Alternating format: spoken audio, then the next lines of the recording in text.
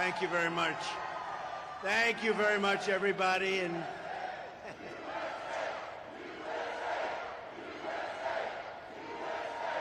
thank you very much.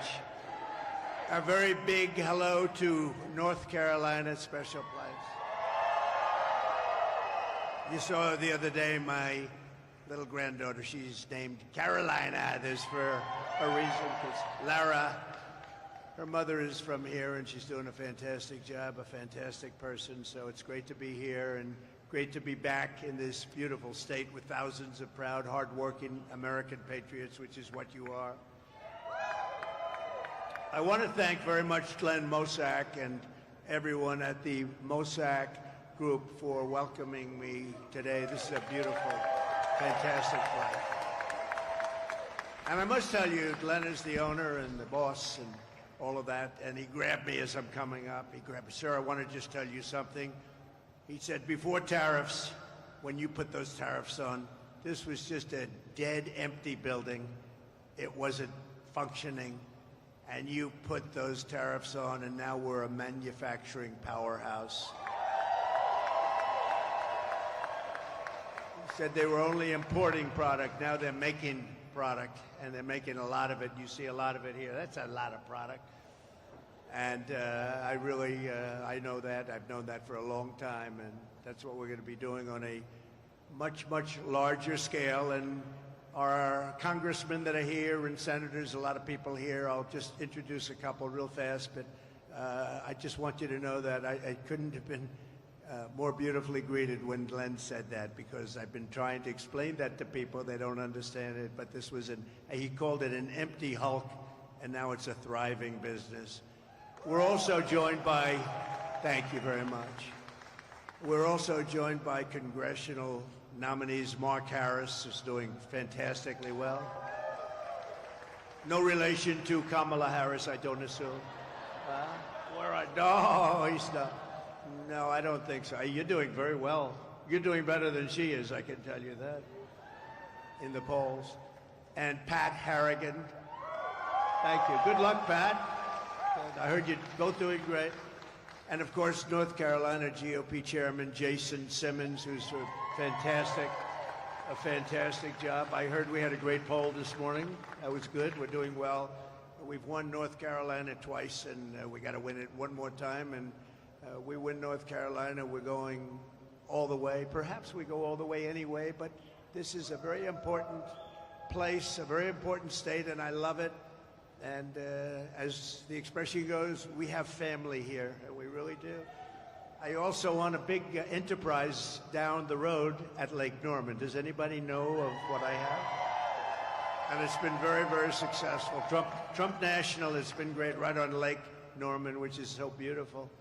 I wish I had time to go see it. I won't have time to even see it. I got to go in and out, but I'll be back.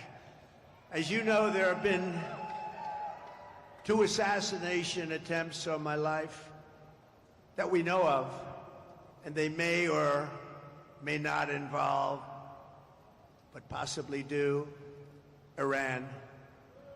But I don't really know, can't be sure, because in the first case in Butler, Pennsylvania, great place, and we're going back to Butler, by the way. We're going to go back and finish our speech. The FBI has been unable to open the 3 potentially foreign-based apps. And in the second case, the assassin had 6 cell phones in his car, yet the FBI has likewise been unable to penetrate their guard. Shouldn't be tough to do. They want to know, and I want to know, and the whole country and maybe the world wants to know, who is he calling? Who is he calling? In the old days, the FBI and the DOJ used to capture people before anything happened. In current days, the upper echelon of the FBI is all talk while they focus on the sitting president's political opponents. That's what they're doing. They spend so much time. We won the case in Florida. It's all a big scam. It's all against a political opponent, me, who's doing better in the polls than anybody else, and should be hopefully able to recapture the presidency and 41 days and make our country great again, but all they focus on is their political opponent. But they must get Apple to open these foreign apps, and they must get Apple to likewise open the 6 phones from the second lunatic, who's a lunatic, and open them immediately, because we have a lot at stake. Whether it's me or any other former president, they break into apps all the time. They had no problem breaking into the apps of the J6 hostages. They broke into those apps. And they could be Iran-based, they could also be something else, but we'll never know until they're opened, and they got to get them opened. And really, why is it that the father of the shooter in the Butler instance has one of the best and most expensive lawyers in the entire state of Pennsylvania? How did he get to this expensive lawyer, big law firm, the biggest in Pittsburgh? Where did he get this big law firm from? It's sort of strange. If I were president and a former president and a leading candidate, I'm the leading candidate by far to be the next president. And that leading candidate was under threat. If I was president and the candidate was under threat, any candidate, Republican or Democrat, and by the way, I want to thank the Democrats because they just increased funding for the Secret Service, who work very hard. They increased funding for the Secret Service, and nobody will believe this. It was a unanimous vote. Republicans, every single Republican, every single Democrat present voted in favor. That was the first unanimous vote we've seen in a long time, and that's to increase the funding of the Secret Service. So I thank everybody in Congress. But if I were the president, I would inform the threatening country, in this case Iran, that if you do anything to harm this person, we are going to blow your largest cities and the country itself to smithereens. We're going to blow it to smithereens. You can't do that. And there would be no more threats. There would be no more threats. But right now, we don't have that leadership or the necessary people, the necessary leaders. We have 2 people, not 1. We don't even know who our president is right now. Who is our president right now? We really don't know, but we have 2 people, not 1, that only keep looking. And when you do that, when you just look, trouble always ensues. So it's big trouble for our country. Meanwhile, we have the president of Iran in our country this week. We have large security forces guarding him, and yet they're threatening our former president and the leading candidate to become the next president of the United States. Certainly a strange set of circumstances. Around the world, our enemies are desperate to prevent Donald Trump from returning to the White House because they know I will make America great again. They don't want that.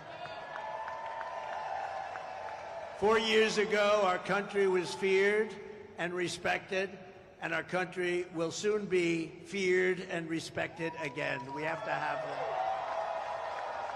And that's why we all need to pull together to thwart these attempts and to bring back American strength, power, and prestige. We will soon have it back. No threat will shake me. No enemy will intimidate me. And I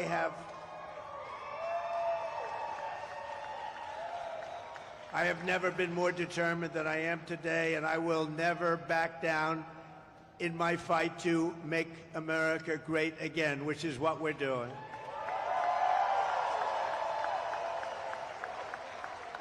So I want to make that statement because we are under threat. I have been threatened very directly, and I appreciate the agencies that we've been meeting with, but we've been threatened very directly by Iran. And I think you have to let them know, because the best way to do it is through the office of the president, that you do any attacks on former presidents or candidates for president, your country gets blown to smithereens, as we say. 41 days from now, we are going to win the state of North Carolina. We are going to defeat Comrade Kamala Harris. And we are going to take back our country. We're going to take it back. Yesterday, I was in Georgia, a great place, to outline my plan for an American manufacturing renaissance. That's what we're doing. We got tremendous reviews on that speech. Now today, Kamala Harris is supposedly announcing her so-called plans to support manufacturing and wealth creation. Why didn't she do it 3.5 years ago? They've done nothing. Why didn't she do everything 3.5 years ago? She's been there for almost 4 years, and she didn't do it. She didn't create wealth. She destroyed 22% of the value of every dollar in your pocket and jeopardized us in front of the remaining portions of the marketplace. And the world's reserve currency is under siege right now. A lot of people think we won't have the reserve currency. If we lose that, that's like the equivalent of losing a war. We will have it. If I'm elected president, we will have the world's reserve currency in better shape and order, and every country will follow it. And if they don't, we will put tariffs on that country, and we won't trade with that country, and they will then call us and say, we would love to have you continue to be the world's reserve currency, sir. So easy. It's so easy, but you need the right messenger. You need the right messenger. She didn't support domestic manufacturing. She killed 24,000 U.S. manufacturing jobs. In the last month alone, we lost 24,000 jobs. You know, there is a reason for the interest rate cut from the Fed. Big part of that reason is that our economy is doing really, really badly. Kamala goes to work every day in the White House. Families are suffering now. So if she has a plan, she should stop grandstanding and do it. Just do it. You have a few months left. Do it. Do it. You have plans for the border? Do it now. You know, you don't need anything at the border. All you need is the President of the United States to say, the border is closed. I didn't have anything. I had only a good thought process. I closed the border. I built hundreds of miles of wall, and I got Mexico to give us thousands of soldiers to guard our country so people didn't come in. And we had the safest border in the history of our country. I didn't need to have a document. I was president. I said to the Border Patrol, nobody better than the Border Patrol and ICE and all of the rest, law enforcement in this country, of which I have the endorsement of almost every single law enforcement group. But Kamala should have closed the border years ago, and we wouldn't have hostile takeovers of Springfield, Ohio, Aurora, Colorado, where they're actually going in with massive machine gun type equipment. They're going in with guns that are beyond even military scope, and they're taking over apartment buildings. They're taking over real estate. They're in the real estate development business. Congratulations. These are, in that case, people from Venezuela, young street gang members that were sent here by the Venezuelan government. You know, crime in Venezuela is way down. Crime all over the world is way down, except here. I was right in the debate when David Muir kept interrupting me over and over and over again. And he said to me, when I said crime is way up, it's rampant because of what's happening in our country, and he said, no, crime is not up. That's a mistake. Crime. Well, the following day, the Department of Justice announced the crime figures up 44%, up much more than that in certain categories. But I haven't gotten an apology. No vice president in history has done more damage to the United States economy than Kamala Harris. She has no idea what she's talking about on economy or really on anything else. If you watched Oprah the other day and you watched those answers, you wouldn't even be thinking of her for president of the United States, because we had 4 years of that, and our country can't take 4 more years of that, I can tell you. But twice she cast the deciding votes that caused the worst inflation in maybe 100 years. She abolished our borders and flooded our country with 21 million plus illegal aliens. They came in from all over. Think of it. They came from prisons and jails. They came from mental institutions and insane asylums. They're terrorists. They're criminal street gangs. They're MS-13. We took millions of people like this into our country, and we're going to get them out, and we're going to get them out fast, I can tell you. No country can survive that. No country can survive it. But ask yourself, is anything less expensive than it was 4 years ago? Where are the missing 818,000 jobs? Remember, they said 808, they were fake jobs, and they thought they'd be caught, but they thought it was going to be after the election, not before the election. They had a leaker, thank you, Mr. Leaker. They had a leaker who leaked the fact that they falsified the numbers.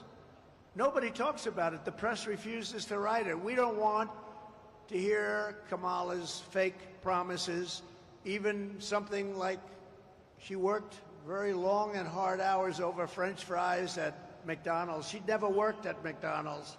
It was a fake story. It was a fake story. The press now refuses to write it because it's so, you know, there's a very simple one. She said she worked at McDonald's and she didn't. Not highly sophisticated, not complicated. It was a lie. She never worked at McDonald's over the hot French fries. I think I'm going to a McDonald's in 2 weeks, actually, and I'm going to work the French fries because I will have worked longer and harder at McDonald's than she did if I do that even for half an hour. So we want to hear an apology for all of the jobs and all of the lives that she's destroyed. Think of it. They created 818,000 fake jobs so that the job numbers would look better. But they got caught before the election. They were going to announce it after the election that it was a mistake. It wasn't a mistake. It was fraud. And the Attorney General should look into it because nobody's ever had that kind of a mistake before in this country. 800, almost 1 million jobs, a mistake. But she got caught. So I just, sometimes these whistleblowers and leakers are okay with me. Kamala Harris is a one-woman economic wrecking ball. And this November, the people of North Carolina are going to tell her we've had enough. We can't take it anymore. Kamala Harris, you're fired. Get out. You're fired. You did a lousy job as vice president. Look, Joe is the worst president in the history of our country. Jimmy Carter is the happiest man because the Carter administration, by comparison, was totally brilliant. And Kamala is considered, and if you go back 7 weeks, was considered the worst vice president in the history of our country. Now she wants to be president. We can't let it happen. And she's a Marxist. We're not ready for a Marxist president, and we never will be. North Carolina was once the beating heart of American manufacturing. I know it very well. I was here many times to buy furniture for buildings. I'd come and I'd look, and there was nobody like the craftsmen of North Carolina. It was filled with companies like this one and known everywhere for its incredible craftsmanship and skill. I know from personal experience, though, that I was a big buyer. I bought a lot of things here. That there was no place for furniture in particular like North Carolina. You were the furniture capital of the world, but now so much of that business has been stolen from you, and it's made in China and other places. And by the way, it's not as good. The quality is nowhere near. You made furniture. You bought a chair. It was good for 30 years. You buy some of these chairs that they sell you now, they break after about 2 months. People are laying on the floor, suing you for giving a bench. Then on top of it all, our government keeps them out. Then on top of it all, you get sued because they fell out of a chair at a hotel.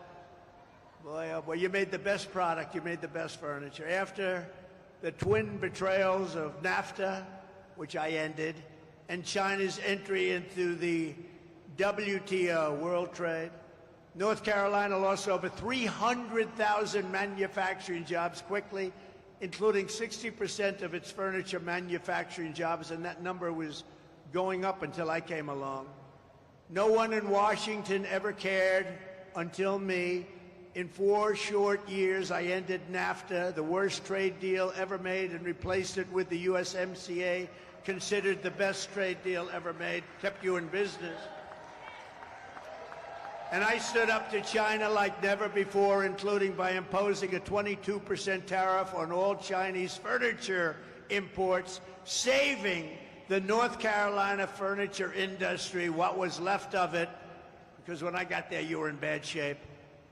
But I saved the rest of the industry from total obliteration, just like Glenn said here. This building was an empty hoaxer until you put tariffs on, and now it's thriving. And a lot of people working here. It's a beautiful, beautiful site, beautiful place, great-looking product.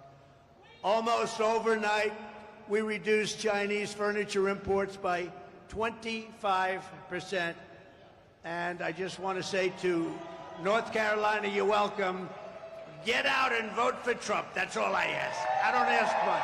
Vote for Trump, right? These beautiful women are from North Carolina. They have been following me all over the United States for years. This is number 232, and this isn't a rally. This is just a gathering of business people, just letting them know how well we're doing with all of the things that we're doing and how well we're doing in the polls. We're doing very well. We're leading in North Carolina by nice numbers, I think, but the real story is now being told because you're hearing the story. But these women have followed me all over. Their husbands are great people that put up with them. They are all over. Look how beautiful they are. And they follow me to California. They follow all over the country. And now finally we're in North Carolina, so you don't have to go so far. They live about 20 minutes away. But they are unbelievable patriots, and we appreciate it. There's actually about 50 of them. And I often wonder, you know, they're happily married. They're great, great people. They're happily married. But boy, their husbands, I say, darling, I'm leaving for a couple of days. We're going on. He's going, you're going to watch him again? But we love you and we appreciate it. And above all else, they're patriots. They want to see our country get better. So thank you. Thank you very much. So to the workers of this state, when you hear Kamala Harris attack my tariffs today, you wouldn't have anything left at this state if I didn't do what I did. This building would be now shuttered, closed, empty, no jobs, and now it's thriving. We're going to do the same thing on a very large scale for our country. We're going to make our country something that nobody thought it was even possible. Just remember, Kamala's not attacking me. She's attacking your furniture jobs. She's attacking your communities. She's attacking your factories. And she's trying to send all of those jobs to China with everything else. And we're not going to let that happen. Joe got all that money for China. You know, China paid him a lot of money. So did Ukraine. So did Russia. They got a lot of money. Remember when I said during the debate, when Chris Wallace was the host, he did not so. How's Chris Wallace doing lately? Not too good, right? He's not doing too good. I said, why did the mayor of Russia's wife pay you $3.5 million cash? How come? And Chris Wallace stopped me. You're not supposed to be asking that question. I said, why not? That's a question. He wouldn't let it be asked. You know, I had 3-on-1 the other day, and I had 2-on-1 then. I always have unequal odds, but we handled it very well. We got great marks on that debate. We had a woman debating. She just talked about, like, the birds and the bees. She didn't talk about, when you asked a question, there was never an answer. There was never any knowledge. When you saw her the other day, and by the way, when she did the interview previous with the Pennsylvania person who was a nice person, I know him very well, they were the softest questions. She was unable, literally unable, to answer the questions. And we can't have that. We cannot have it. We need 4 strong years. We have to bring our country back.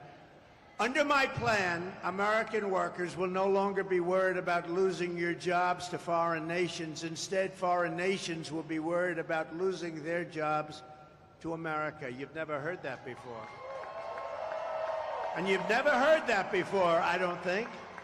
We're going to take their jobs, we're going to take their factories, and we're going to bring trillions and trillions of dollars in wealth back to the USA and back to North Carolina. A lot of those jobs, especially those furniture jobs, they're going to be coming back. It's not overly complicated, and we're going to explain it. And it's what many countries have done to us for years and years and years. And we didn't do it because we didn't have the leadership necessary to understand what was going on. Here is the deal that I will be offering to every major company and manufacturer within our country. I will give you the lowest taxes, the lowest energy costs. I will cut your energy in half. The lowest regulatory burden and free access to the best and biggest market on the planet Earth, but only if you make your product here in America and hire American workers for the job. You know, I had Wall Street geniuses calling me up yesterday. I said this yesterday when I was in Georgia, where we're leading also, by the way. That's nice, by quite a bit. But we were in Georgia and doing well, and they called me up after the speech and they said, "What? Who gave you that idea to cut the taxes, but only if you make the product in the USA?" Pretty good idea. They said, "Who gave you that idea?" I said, "I did. If you don't make your product here, then you will have to pay a tariff when you send your product into the United States, and we will take in hundreds of billions of dollars into our treasury and use that money to benefit American citizens." But really what's going to happen is they're going to end up building their factory here so they don't have to pay the tariff. That's really what's going to happen, most of it. But when they don't, we're going to take in a lot of money. Every once in a while in business, you'll look at a company and say, how is it possible that I can buy this company? This company's great. Happens. I've had it happen a lot. Actually, I've done a lot of them. But the other side looks and doesn't understand why you're so thrilled. And that's the way I view the incredible potential of the United States. This is a profit-generating machine that's been horribly run by either corrupt or very stupid politicians. And it's been allowed to be dissipated, absolutely dissipated. But it's like a company that you see it, you buy it, you change it, and you make a fortune. And oftentimes the seller of those companies will come back to me and come back to others and say, why the hell didn't I see that? Happens. I've had a lot of jobs like that. You take it and it becomes a tremendous success. And the seller would call me and say, congratulations, I never saw what you saw. You know, they talk about the paperclip. The paperclip is a very simple thing. A lot of people say, gee, why didn't I think of that? The United States of America is going to be, by far, the most successful country anywhere in the world, and that's what we're going to do. We're going to do things that nobody will believe, and it's so simple, and it's going to happen fast. We're going to do great things for the citizens of our country. We're going to make an absolute fortune for the American people. I think it's okay to say that. It's about time, because we've been given and giving away our country to foreign countries for so long. They've been ripping us off for so long. And now it's going to be the exact opposite. And we're not going to rip them off. We're just going to take back what was ours and then some. The centerpiece of my plan for a manufacturing renaissance will be a 15% made in America tax rate. You have to make it in America. So the tax rate is going down to 15% if your product is made in America, like this product is made in America. So I brought the business tax rate from 39% to 21%, the biggest decrease, biggest cut in taxes in the history of our country. And people said that that was impossible to get done, but I got it done, and I got it actually passed in Congress, so it cannot be changed easily, even though they want to change it and raise it way back up and lose all your jobs. If she gets in, they're going to want to make it 38, 40, maybe even 50%. I got it done. I got it approved in Congress, and we did more business and created more jobs during that period than at any time in our country's history. Now I'm taking it a step further. We're going to bring the 21% rate, which everyone said we could never get, down to 15%, but only if you manufacture your product here in the USA, just like you did when you were the furniture capital of the world. That's why those furniture companies, and you still have your craftsmen here, unfortunately, they're doing other jobs that they don't want to be doing. They love making furniture. I know the furniture guys. They don't want to be doing other jobs. They want to be making furniture. They're artists.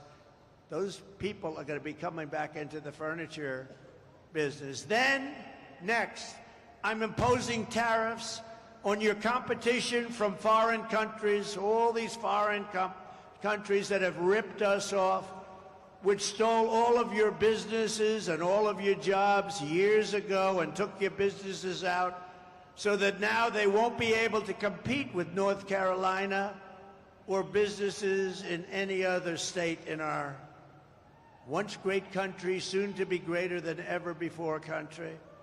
All of your furniture makers are going to come back, and come back bigger and stronger and better than ever before. They're mostly gone. They're all coming back. This is why people in countries want to kill me. They're not happy with me. It's a risky business. This is why they want to kill me. They only kill consequential presidents, remember that.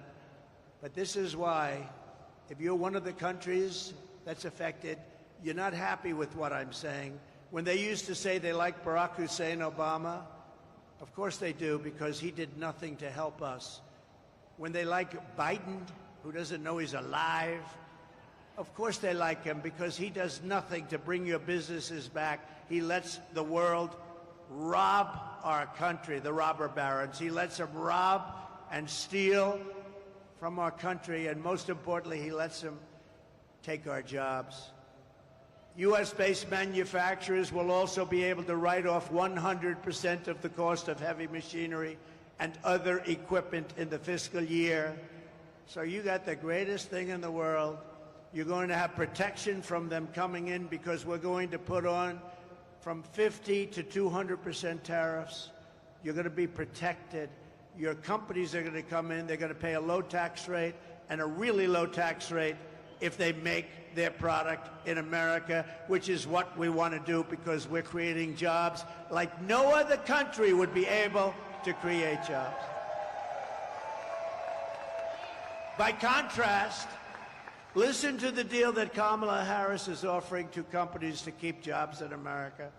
First, the tax queen, they call it the tax queen because she's a big tax raiser, is demanding a 33% tax hike on all domestic production. That means those companies are leaving.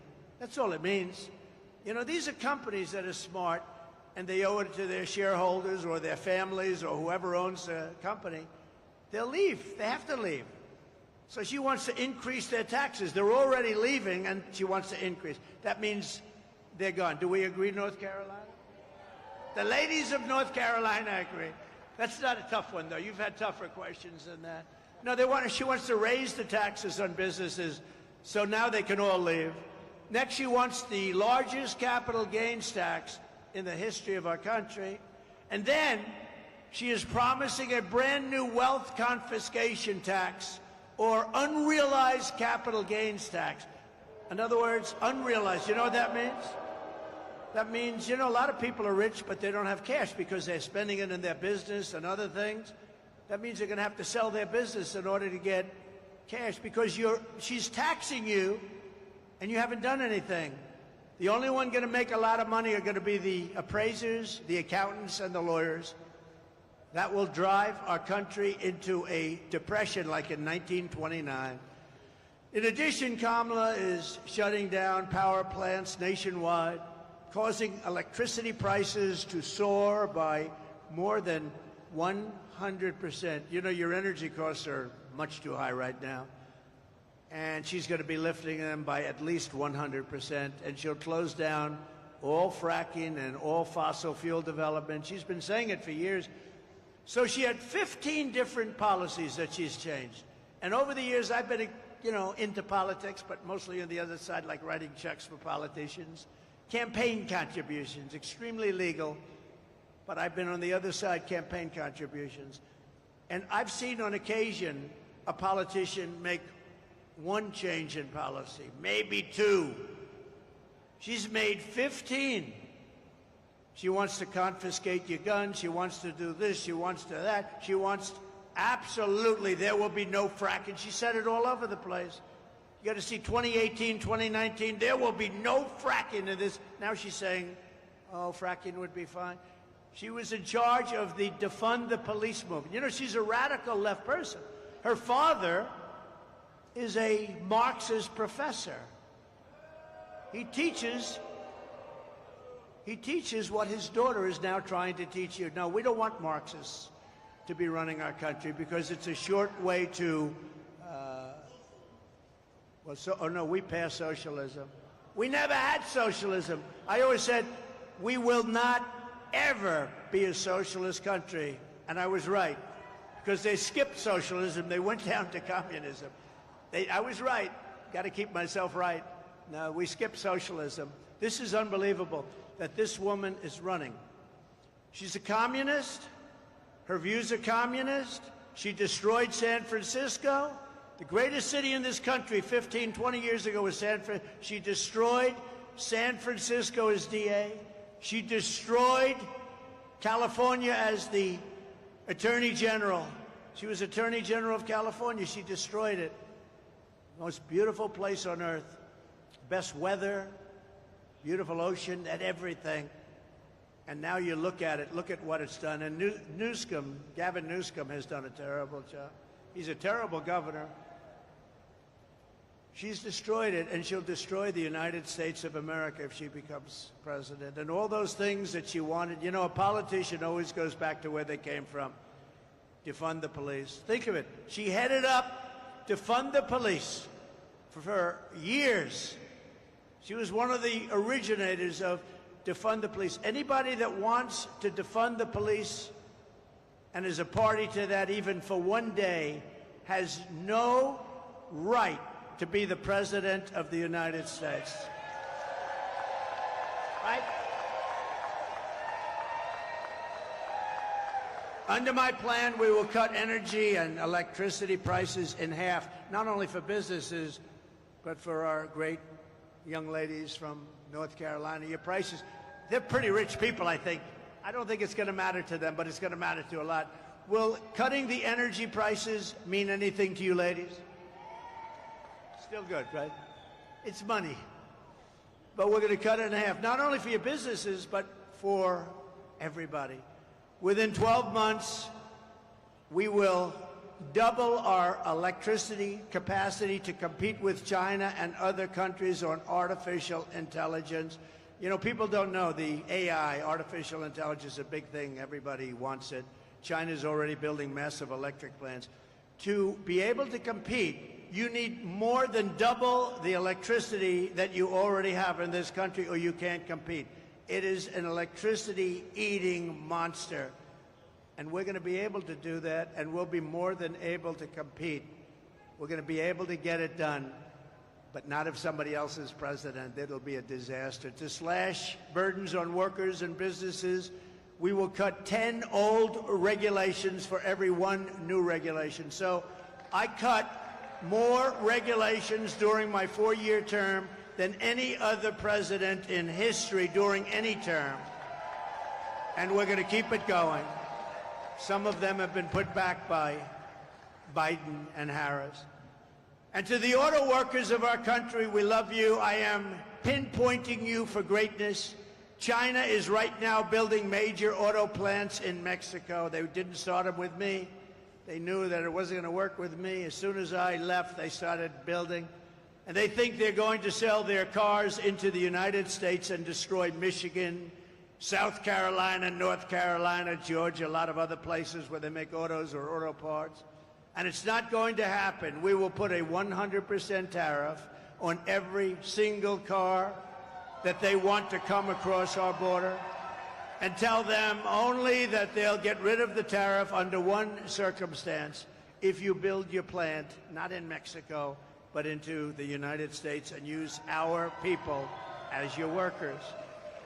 I will bring automobile manufacturing back to the highest level in the history of our country. We will be like it was 50 years ago, when there was virtually nobody else to compete with us. We're going to bring back the automobile manufacturing at a level that we haven't seen before in many, many years, maybe never. Vote Trump, and you will see a mass exodus of manufacturing from China to Pennsylvania. You haven't heard that too much. From Germany to Georgia, from South Korea to North Carolina, you're going to see a tremendous exodus the other way. You haven't seen that. We were getting ready to do it, and then a lot of bad things happened. We did much better, by the way, in the election of 2020 than we did in 2016. Just remember that. Millions and millions of votes more. More votes than any sitting president in the history of our country. But they beat us by a whisker. They beat us just by a little whisker. He beat us from the basement. As we save our economy, we will also seal the border and stop the migrant invasion into our country. It's the greatest invasion that we've ever had into our country. What they've done to our country is incredible, and what they're doing to our country. Under Border Czar Harris, millions and millions of people are pouring in right now from all over the world: prisons, jails, insane asylums, mental institutions, terrorists, all at record levels. We've never had anything like this. And you know, I feel so sorry for the towns and the cities where they are. They're causing havoc, and the mayors always want to be politically correct. One particular, I don't want to embarrass him, but one particular mayor is saying, we're looking for translators because the people speak no English. So they're looking, you shouldn't be looking for translators. You should be looking for people to take them out of our country and bring them back from where they came, because your town and city is being destroyed. The 21 million illegals she let in are now creating havoc throughout the country. Aurora, Colorado, and Springfield, Ohio are just two examples. What they're going through in those places, it's unbelievable.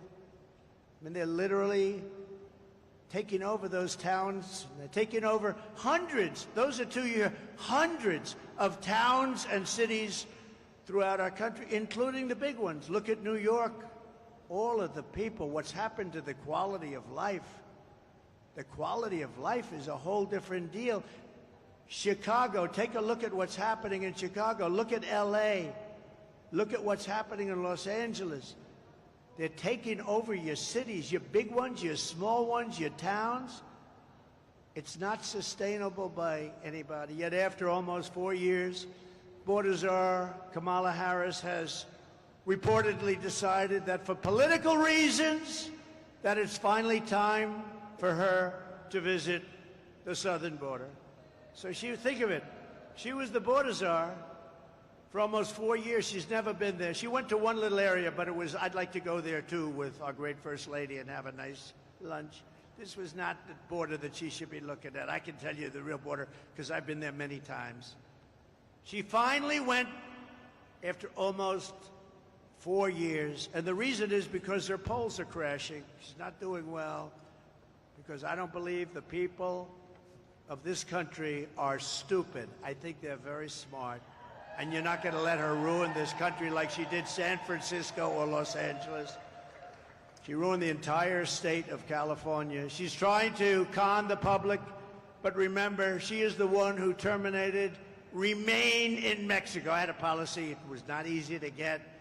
with the president of Mexico, who I got along with great, but he is a smart man and he took advantage of our country. I said, we have to have Remain in Mexico. He looked at me like I was crazy. I said, no, I'm not. I want Remain in Mexico until we find out if these people are qualified to come in. And they stayed in Tijuana. They stayed all over Mexico, hundreds of thousands of people. And we took them in very, very slowly. I don't know if they can put up my world's favorite chart. I don't know. We're in a factory right now. We don't have billboards, I don't think.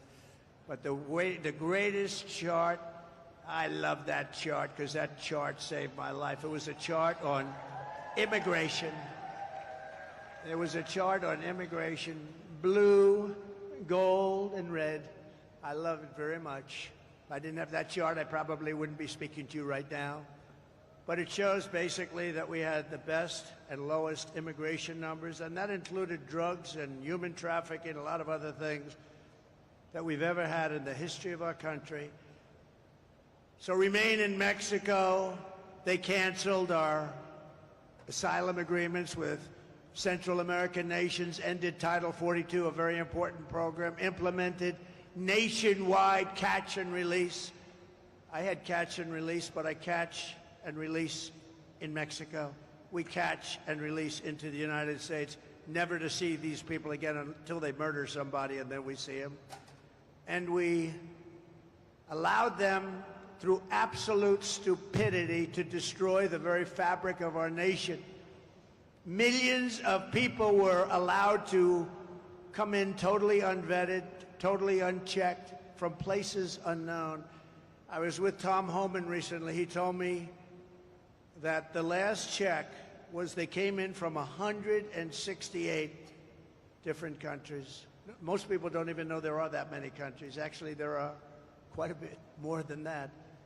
168 countries were represented with illegal aliens coming in. From the Congo in Africa, they come in a lot from the Congo. From jails in the Congo, they opened their jails. From South America, Venezuela, all of the countries, they're letting them out of their prisons and jails. They're letting them out. Their jail population's way down. Their mental institution population. But this is all over the world. They come from the Middle East. They come from Asia. They come from parts of Europe. They come into our country.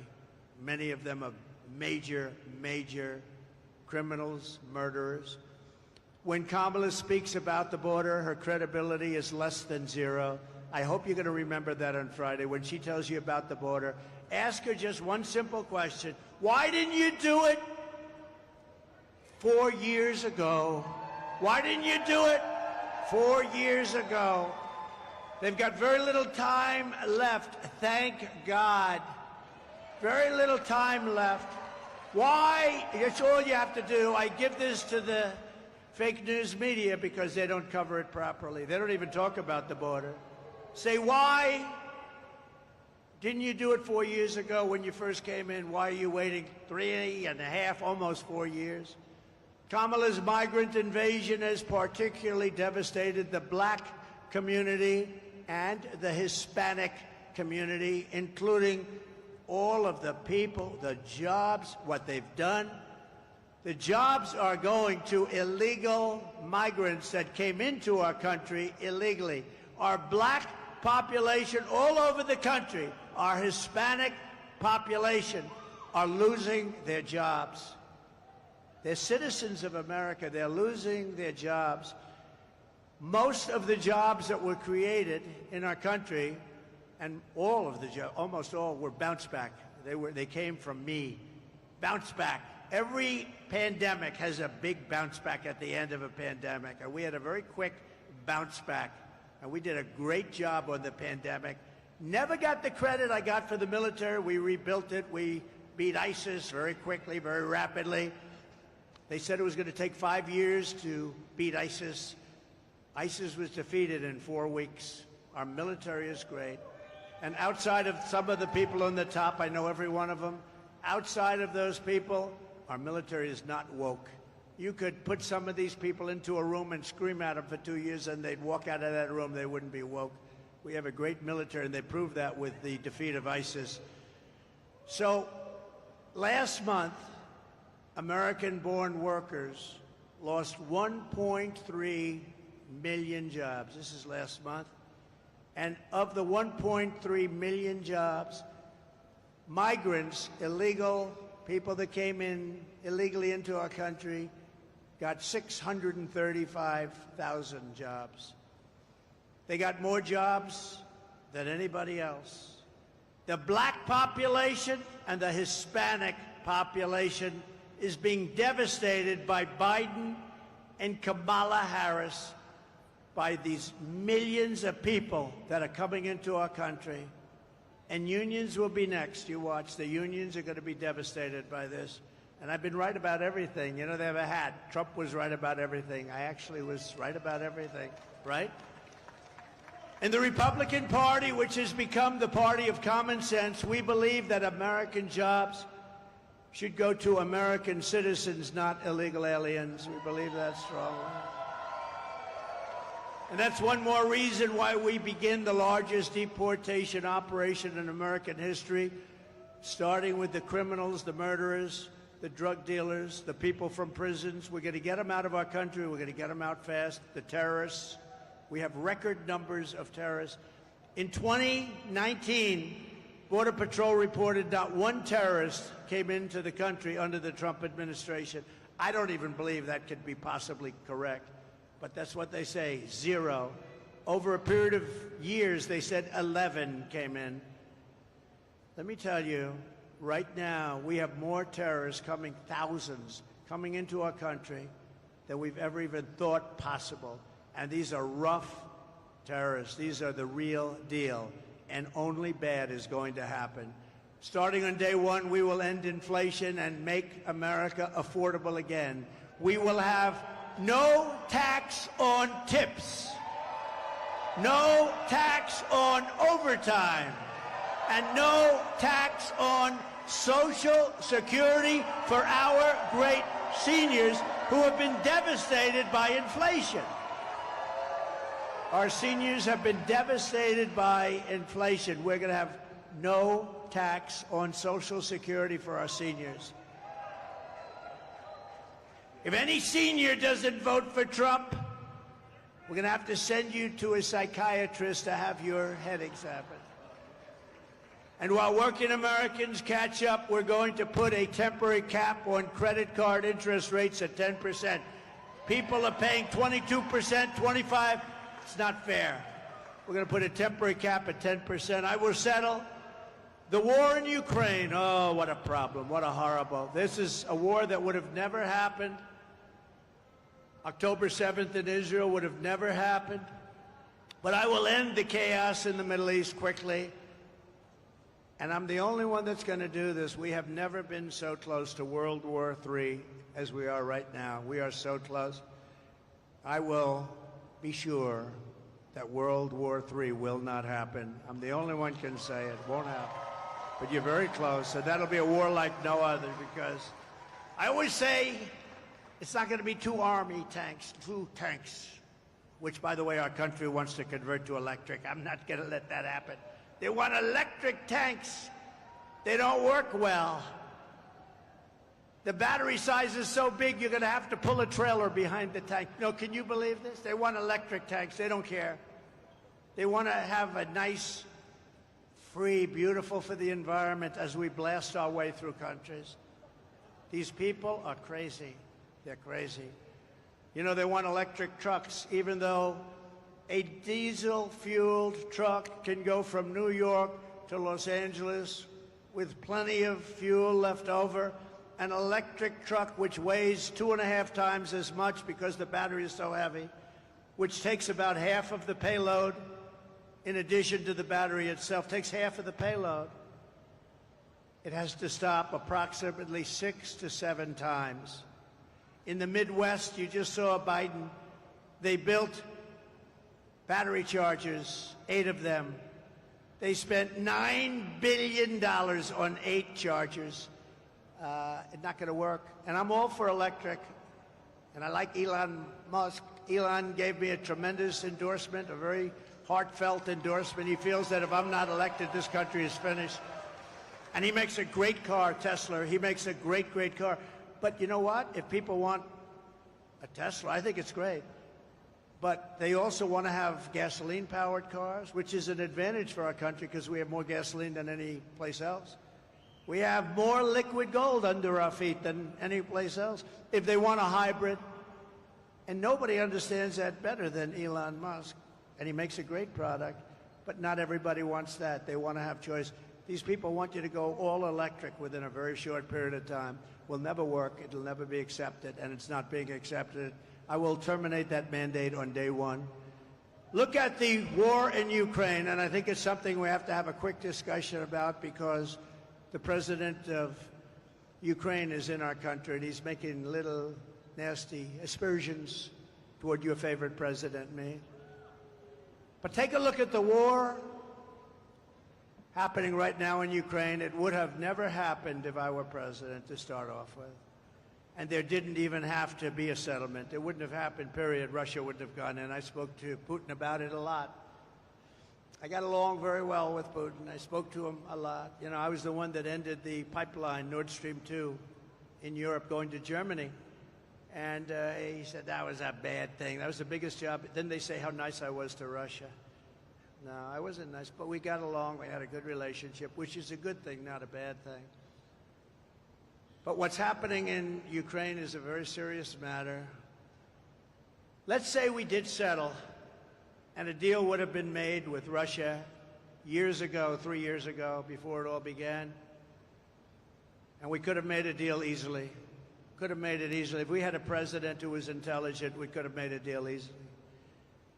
But what do you have left now, right? 3 years of horrible fighting. The country is absolutely obliterated. Millions and millions of people, including all of these great soldiers, they're dead. Those gorgeous buildings with golden towers are demolished and laying broken on their side. And you'll never see that kind of a town or city again. Can never be duplicated. They're all demolished other than Kiev. You'll never be able to rebuild the cities or towns the way they are. Impossible to do. They were thousands of years old. And just think about it. Just 3 years ago, you had a beautiful civilization. Millions of people that were living that are now not with us any longer. Magnificent towns and cities that were so beautiful could never be reconstructed, other than Kiev, which is actually starting to be hit right now. He wanted to save that. Most of the country is gone. The heritage is gone. So many people are dead. Many people have left for Poland, for Hungary, and for other places, never to return. And that includes many, many Russian soldiers are dead. A deal could have been made. There wouldn't have been one person that died, and there wouldn't have been one golden tower laying shattered on its side. A deal could have been made if we had a competent president instead of a president that egged it all on. And Biden and Kamala allowed this to happen by feeding Zelensky money and munitions like no country has ever seen before. Every time he came to our country, he'd walk away with $60 billion. He's probably the greatest salesman on earth. But now, Ukraine is running out of soldiers. They're using young children and old men because their soldiers are dying and other things are happening to them that we won't even discuss. So many are badly injured. And what do you have? What deal can we make? What deal can we make? It's demolished. The people are dead. The country is in rubble. And who are these people that allowed this to happen? Who are these people? I said, don't let it happen. This never happened in my 4 years. I told President Putin, you're not going to do it. He would never have done it. They started to form after I left. And I actually thought they were forming as a negotiating tactic for Putin. I thought it was a negotiation, but through a lot of bad statements and stupid statements, he went in, and he's no angel. It's all such a horror. Biden and Harris caused this situation by the stupidity of what they said, by every move they make. But they caused the situation, and now they're locked in. They're locked in. I watched this poor guy yesterday at the United Nations. He didn't know what he was saying. They just don't know what to do. They're locked into a situation. It's sad. They just don't know what to do. Because Ukraine is gone. It's not Ukraine anymore. You can never replace those cities and towns, and you can never replace the dead people, so many dead people. Any deal, even the worst deal, would have been better than what we have right now. If they made a bad deal, it would have been much better. They would have given up a little bit, and everybody would be living, and every building would be built, and every tower would be aging for another 2,000 years. And it will only get worse with these people. With Kamala she doesn't know what she's doing. More people will die. More cities will fall. The ones that fell will continue to receive more and more bombs. They'll be broken up asunder, worse than they are right now. Nothing is standing. The crops are dying. There's really nothing for the Ukrainian people to move back to. And it didn't need to happen. Those buildings are down. Those cities are gone. They're gone. And we continue to give billions of dollars to a man who refuses to make a deal, Zelensky. There was no deal that he could have made that wouldn't have been better than the situation you have right now. You have a country that has been obliterated, not possible to be rebuilt. It'll take hundreds of years to rebuild it. There's not enough money to rebuild it if the whole world got together. They're not going to be satisfied until they send American kids over to Ukraine, and that's what they're trying to do. And the moms and dads of America don't want their kids fighting Ukraine and Russia. And we're not going to have our soldiers die across the ocean.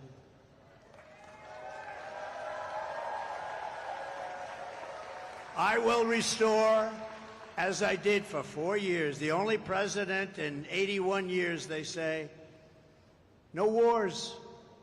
Hillary Clinton said, look at him, look at him.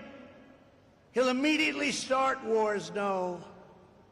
Then she said, look at his rhetoric. He's going to start wars. I said, no, my rhetoric is going to keep us out of wars. And that's what happened. I kept you out of wars. My rhetoric kept you out of wars. I stopped wars from happening. If it were somebody else, they would have gotten 5 Nobel Prizes. I never even got a mention, and I wouldn't, because I happen to be a different kind of a person. And the fake news treats me much differently than they treat other people. Obama got a Nobel Peace Prize, and he didn't even do it. He said, why did I get it? He had no idea. It was immediate as soon as he walked into office, practically. He didn't do anything. What I've done is incredible. The Abraham Accords alone, incredible. But they haven't done anything with it. We would have had every country just about in the Middle East signed into the Abraham Accords, but the Abraham Accords brought peace. We would have had total peace in the Middle East.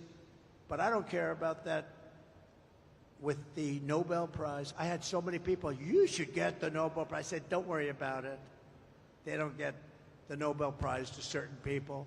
But these are the people that get things done. These are the people that understand strength, and they understand peace. Because we will restore peace through strength. We will rebuild our cities, including Washington, D.C., making them safe, clean, and beautiful again. We will keep the U.S. dollar as the world's reserve currency. This is how we will end the era of inflation, mayhem, and misery under Kamala and Crooked Joe, and unleash safety, prosperity, and peace for Americans of every race, religion, color, and creed. We're going to do things for our people that haven't been done for a very long time. And we started 4 years ago. We were doing things that nobody ever believed, jobs. We had the greatest economy in the history of our country 4 years ago, 7 years ago, 6 years ago, and 5 years ago. Together, we will deliver low taxes, low regulations, low energy costs, low interest rates, low inflation, so that everyone can afford groceries, a car, and a home, the American dream. We will stop the invasion and end migrant crime, support our great police, strengthen our military, build a missile defense shield over our country, keep critical race theory and transgender insanity the hell out of our schools, and we will keep men out of women's sports. We will defend the Second Amendment, restore free speech, and we will secure once and for all our elections. Our elections are under siege. Everyone will prosper, every family will thrive, and every day will be filled with opportunity and with hope. But for that to happen, we must defeat Kamala Harris, and we must stop her country-destroying liberal agenda once and for all. It has to end. We have to bring our country and take our country back. So get everyone you know and vote. We want a landslide that's too big to rig. Very simple. Too big to rig. On November 5th, we will save our economy. We will save our country. It will go down as the most important day in the history of our country. We will rescue our middle class. We will reclaim our sovereignty and restore our borders. We will put America first all the time, and we will take our country back. North Carolina, get out to vote. Thank you. God bless you. And God bless America. Thank you very much, everybody. Thank you.